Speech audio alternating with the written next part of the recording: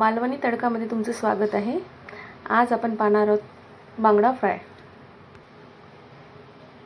सर्वात आधी आपण बांगड्याला मॅरिनेशन करून घेणार आहोत।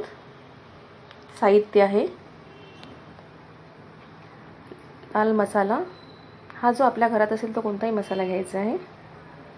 हळद आहे, मीठ आहे आणि हे आहे कोकमाचं आगळ। हे आपल्याला मसाल्याच्या दुकानांमध्ये भेटतं। सर्वात आधी मी बांगड्यांना मीठ लावून घेणार आहे।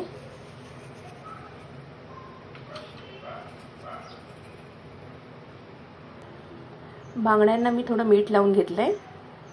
आता आपण उरलेलं मॅरिनेशन करूया। इथे मी मसाला घेतलाय, अर्धा चमचा हळद घेतली आहे,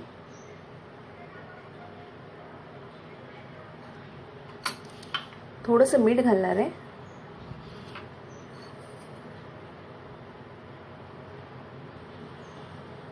त्यामध्ये मी थोडं हे आगळ मिक्स करणार आहे।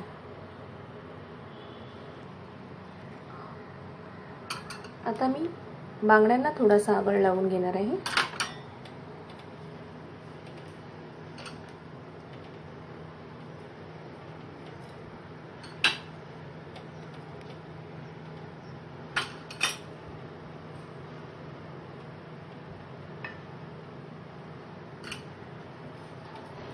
आणि हे जे मिश्रण तयार केलेलं आहे ते मी आता बांगड्यांना नीट लावून घेणार आहे,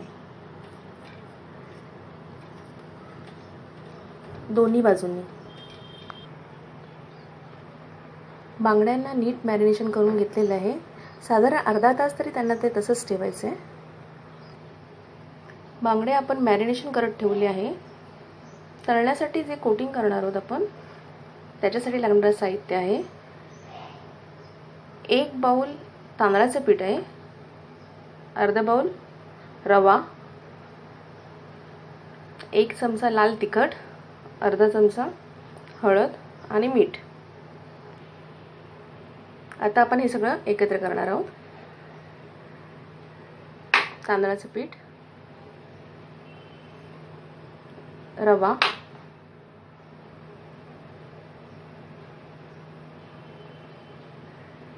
मसाला, हळद, मीठ चवीनुसार। बांगड्यांना पण आपण मीठ लावलेलं आहे। हे सर्व एकत्र करणार आहोत। एकत्र आपण हातानेच करणार आहोत। सर्व चांगलं मिक्स झालं पाहिजे। आपण तवा तापत ठेवलेला आहे। बांगडे मी आता ह्या मिश्रणात घोळवून घेणार आहे।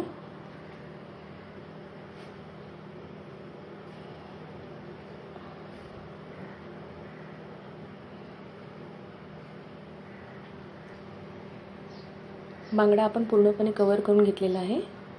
मी आता तव्यामध्ये तेल ठेवणार आहे। तेल आपलं चांगलं गरम झालं आहे। मी आता गॅस बारीक करणार आहे।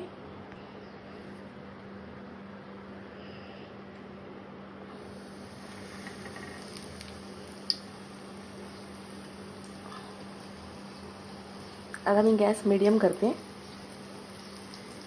गॅस मीडियम करून मी हा